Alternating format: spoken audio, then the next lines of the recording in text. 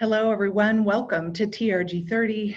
As Stephen said, TRG 30, our weekly opportunity to hopefully inspire you to do the bold things on behalf of your organization, on behalf of our sector's resiliency.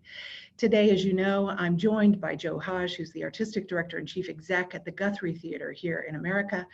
But beyond the conversation with Joe, conceptually today, what we're talking about is business model planning, decision-making, and operational planning. Today, we are talking to one leader, Joe Hodge, about one organization, the Guthrie Theater. But we have a variety of business models and organizations in the room today.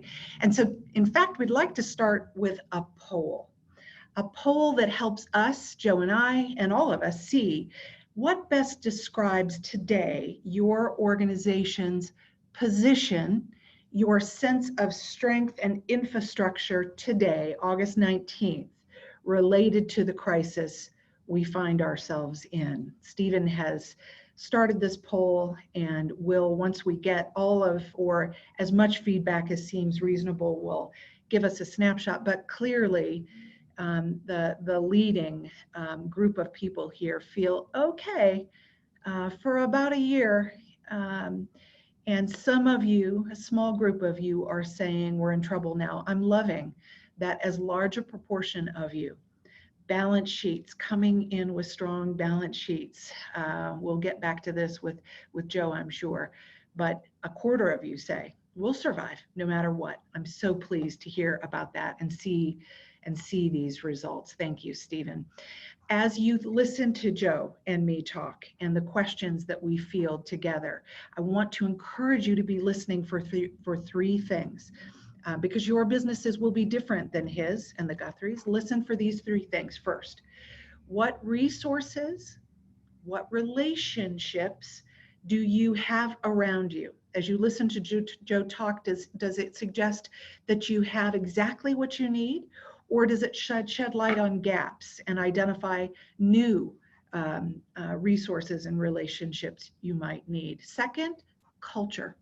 So your culture is different than mine, is different than Joe's. And each culture has ranges of realities and in variables like transparency versus privacy and secrecy, planning in advance versus nimble, adaptive agility, capabilities, emotional and operational affect culture. What does yours require? What does it need of you as a leader and as a team member now? And then finally, posture. What will yours be? It's one of the first things we talked about in TRG 30 as leaders in our communities. What is your posture? You'll see Joe's as we talk to him and speaking about him now. Joe, I welcome you to this roundtable. Thank you so much for joining us.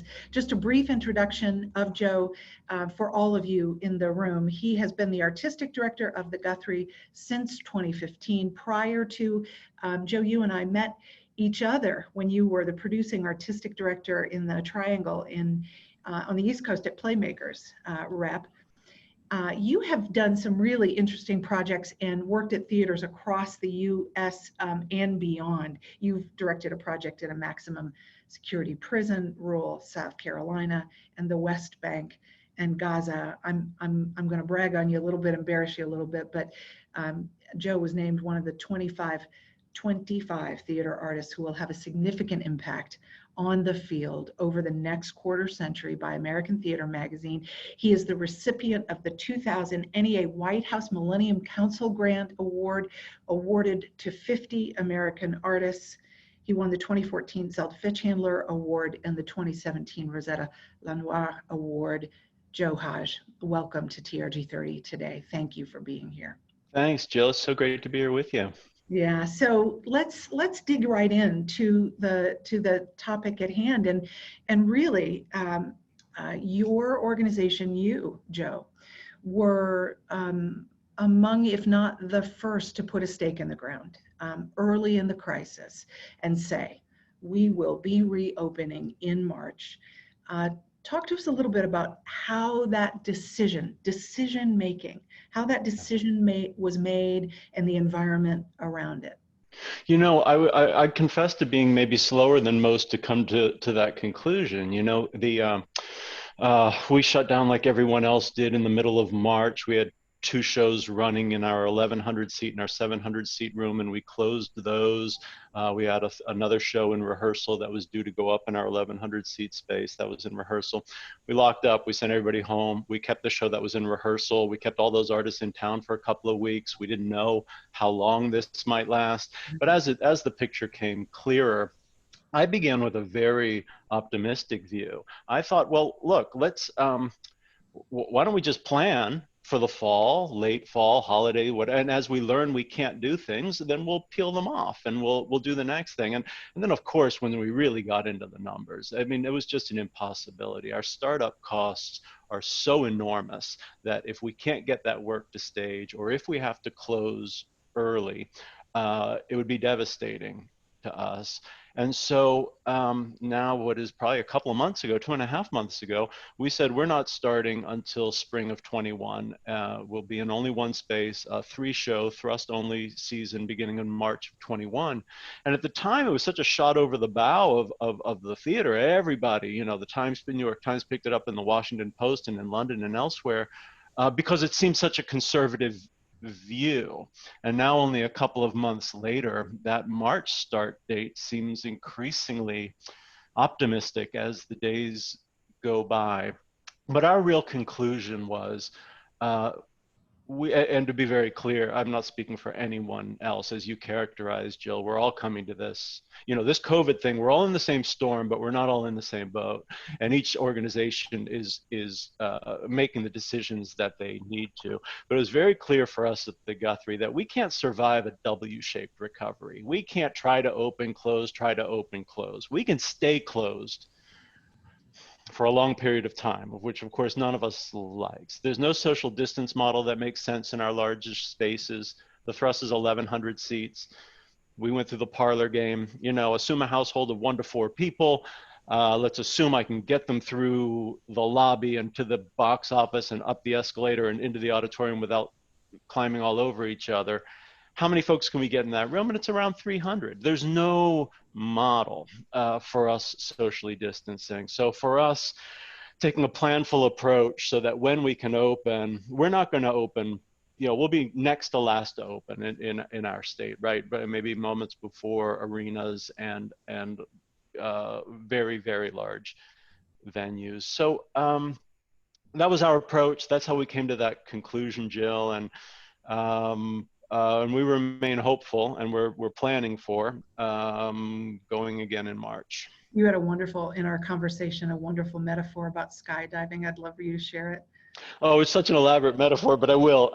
So, many years ago, many years ago, when I was in my early 20s, I thought that jumping out of an airplane would be a good idea. So you have to train. So we're in training for such a thing, and I asked the instructor, and I said, "Do you know anybody who's died from jumping out of an airplane?" And she said, yeah, it's a bit of an occupational hazard. Like for all of our precautions and all of our care, sometimes people do. And then I asked her, I said, well, do you know anybody who's survived a fall? And she said, yeah, actually, I do. If you can somehow stick, you may survive. So it's a little like a Pepsi bottle, like if you drop it on the floor, sometimes it'll bounce and then shatter when it falls. And I thought, well, that's a lovely thought before I jump out of this airplane. But I've been thinking about that a lot as it relates to this moment that we're in and this question that we have. I think, again, for the Guthrie, I think if we bounce, we die. I don't think we can afford to bounce. We have to stick this thing. And we don't have to be the first to open. I have no ego attached to being the person who times it to the minute. We can't be early and we can't be wrong. So we can stay closed. It's no fun. It's terrible in the extreme. We've let go 79% of our staff. It's terrible in every way that everyone on this call understands. But we'll do a lot further damage if we try to rush to reopen. And that's our narrow, single circumstance. Thank you for sharing that. It's a great metaphor, and it's a great visual aid, actually, I think.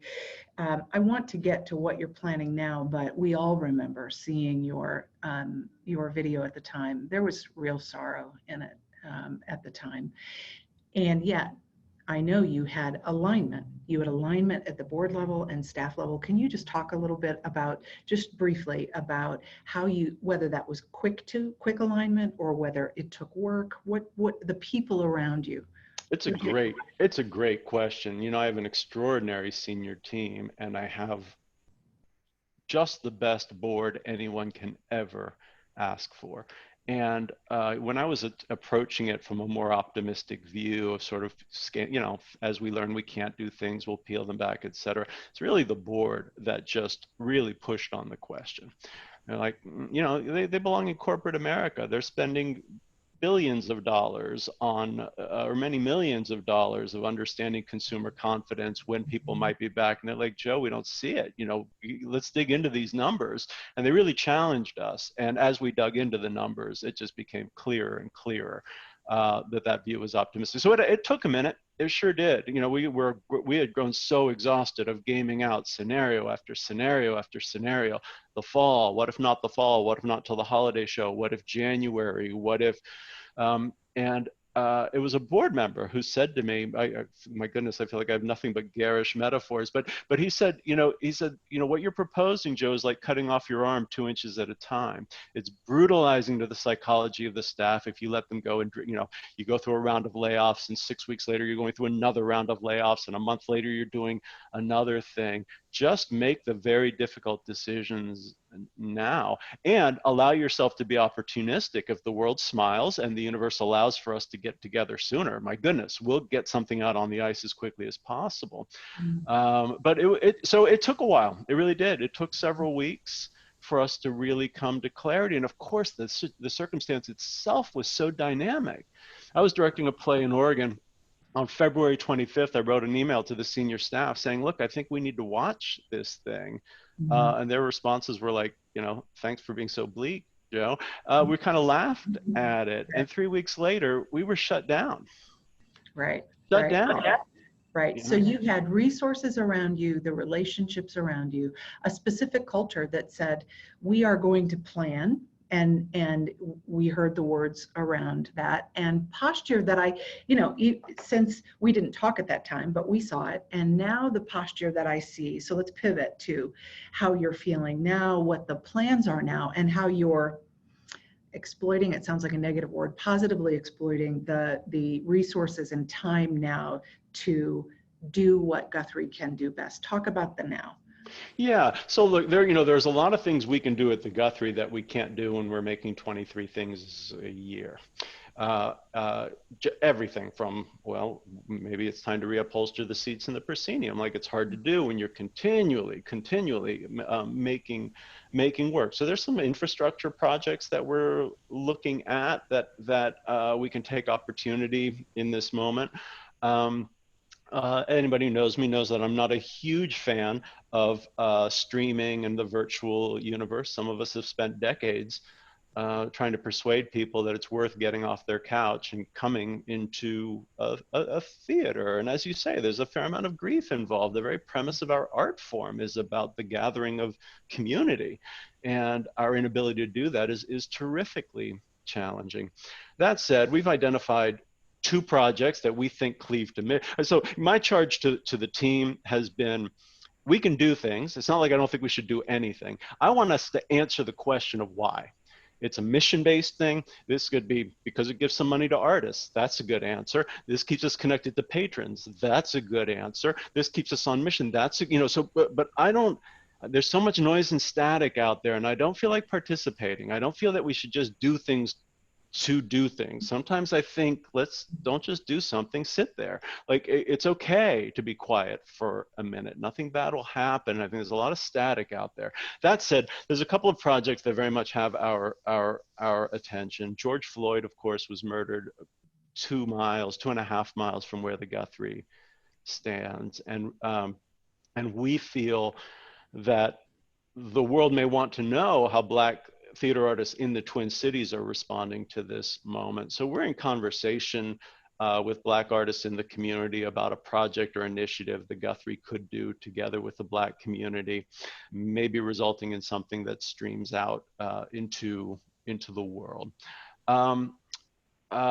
You know, the murder of George Floyd resulted in global protests so significant it knocked a 100-year pandemic off the headlines. And we think that that's, it's important for the Guthrie to be able to reflect what's happening in the community here. And then secondarily, you know, this was to be our 46th annual Christmas Carol. And I'm among artistic directors for whom A Christmas Carol is no punishment. I love it entirely. I love everything that it does. I love how it builds community, and I love the tradition of it at the Guthrie. And I thought, you know, I don't want us to go a year without doing anything. So a little bit of research, and come to find that Dickens himself, shortly after writing his wildly and immediately successful novella of A Christmas Carol, adapted it for himself to perform. He went on a performance tour of A Christmas Carol.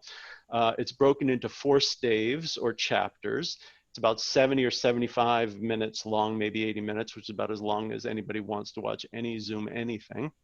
And I thought, well, what if we take 4 actors from A Christmas Carol and give them each one of these 4 staves, that we build a scenic environment, some environment of some kind, and we shoot them safely one at a time doing this, and that we offer it to the citizens of Minnesota as a gift for the holidays during this very difficult time. And whether that's at no cost or very low cost, we're all, you know, we're theorizing all of this. But I've said many times, you know, the Guthrie Theater was built by the citizens of Minnesota as a gift to themselves, and an opportunity for us to return on that gesture all these years later, and in this difficult time when we can't gather as community.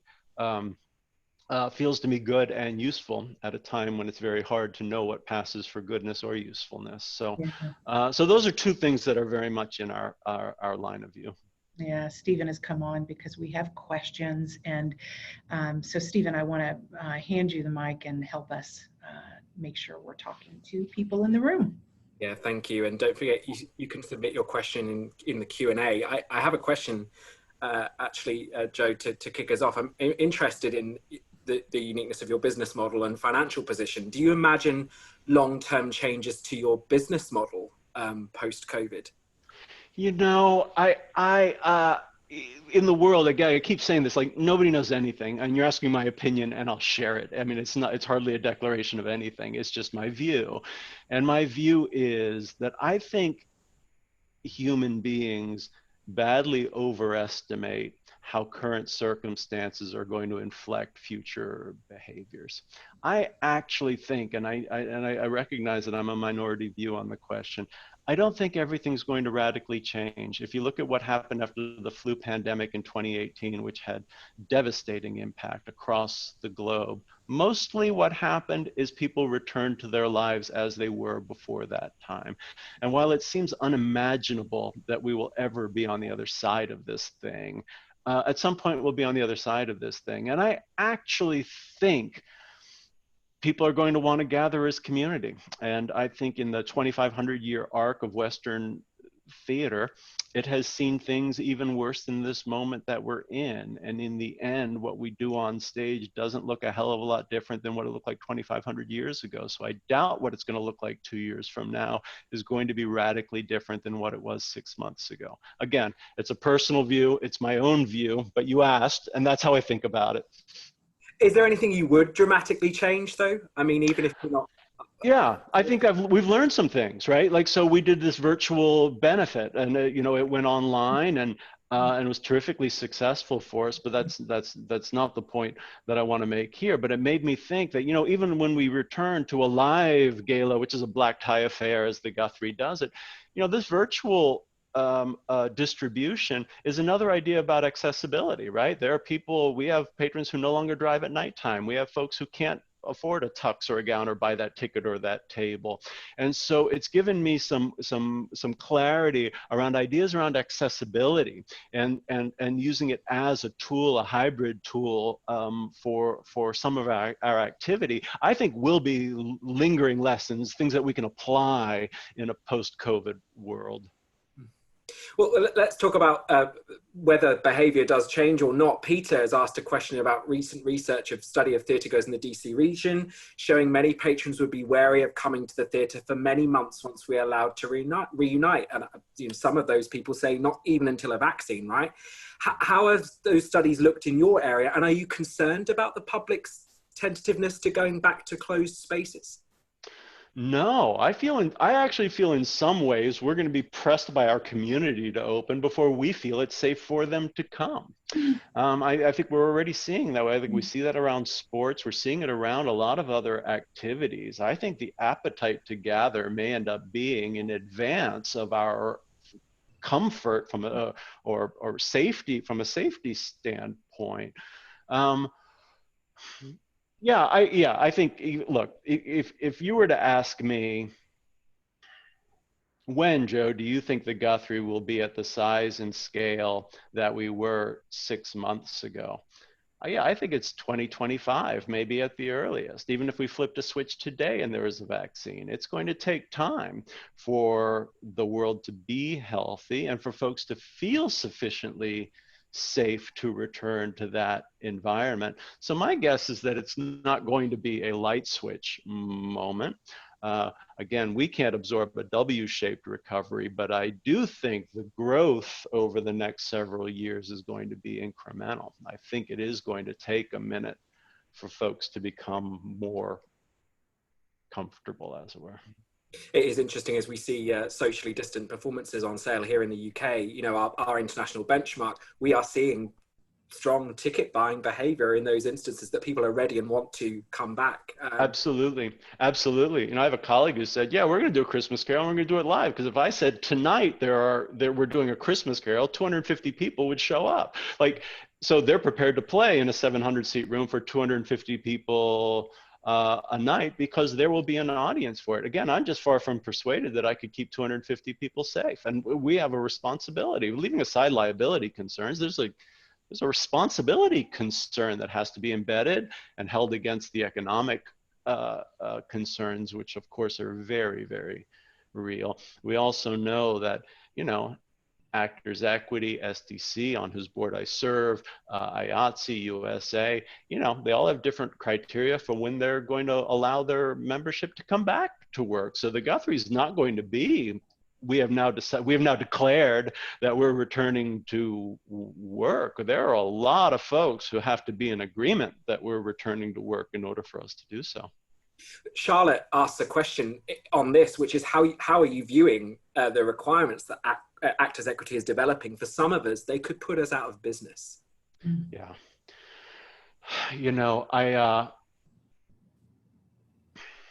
It's really hard. It's really, really hard. I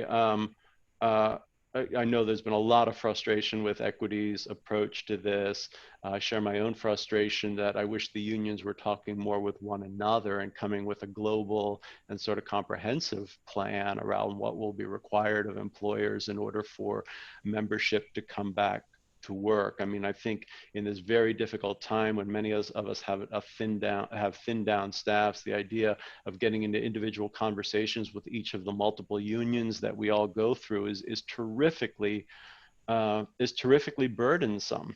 And also, we don't want folks to get sick. And even if I can get those 300 people, which I don't want to do, into the thrust safely, what about stage crew? What about wardrobe? What about wigs? What about actors? What about dressing rooms? How are you going to rehearse it? All of those things.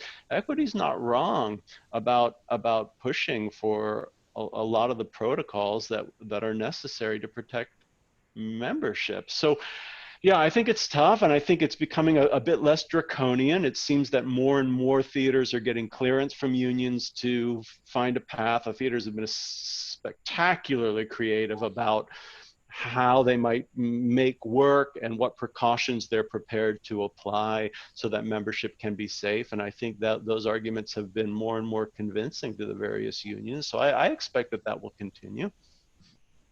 We saw in the survey at the top here, folks in very different situations around how their organization can navigate this. And there's a provocation here that asks you, if the Guthrie was not in such a strong financial shape going into the pandemic, how would that have changed your reaction? Do you think it would alter your approach to streaming or socially distanced performances?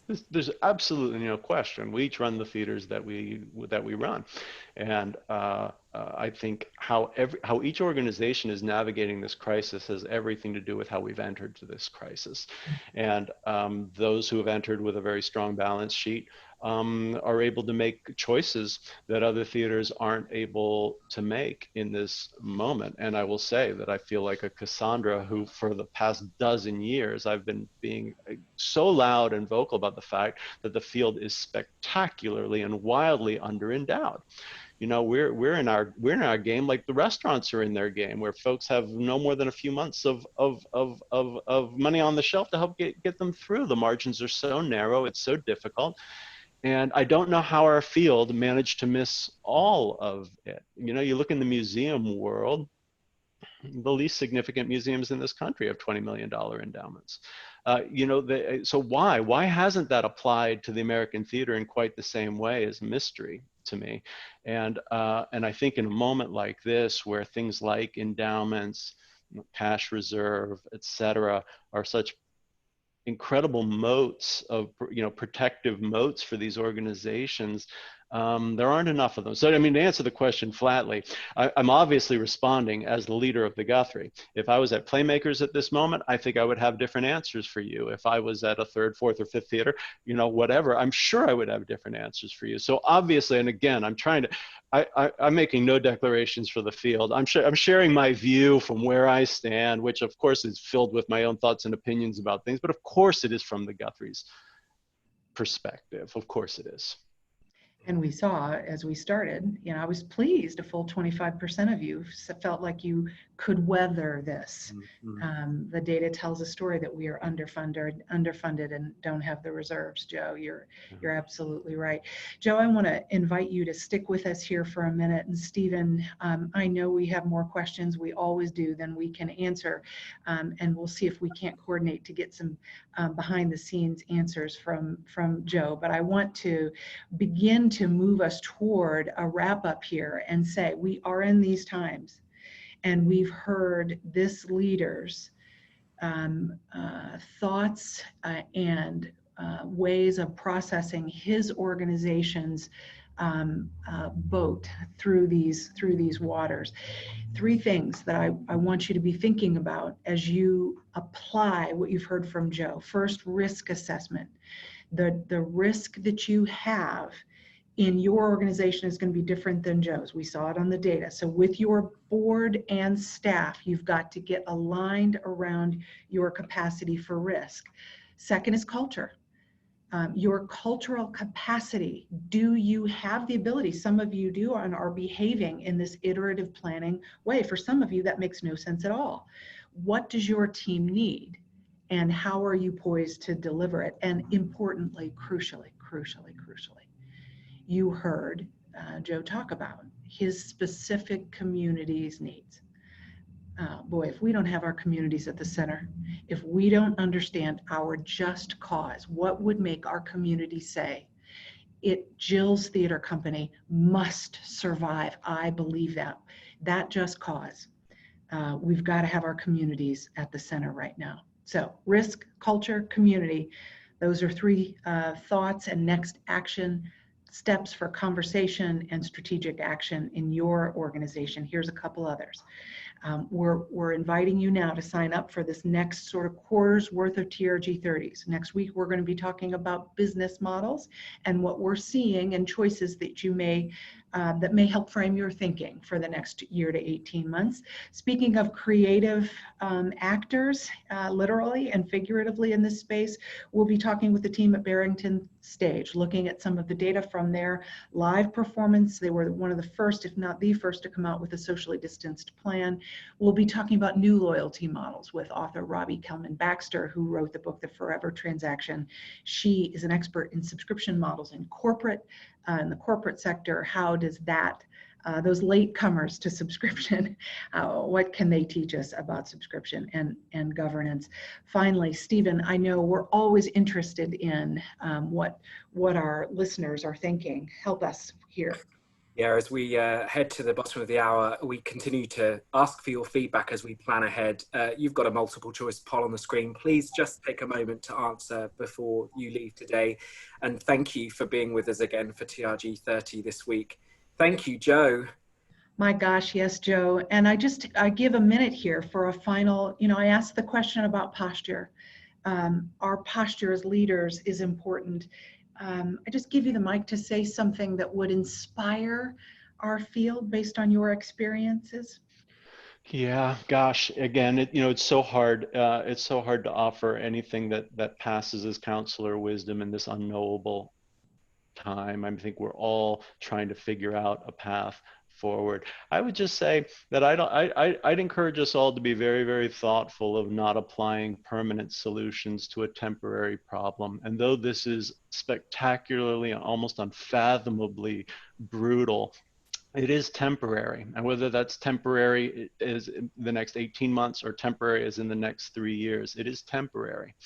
And we've all worked hard to build an art form and a field and talk about the legitimacy and usefulness of that art form. And I have great faith in it. I think people are going to want and need to regather again as community to wrestle with questions of humankind. It's always been true, and I think it will be true after this has passed.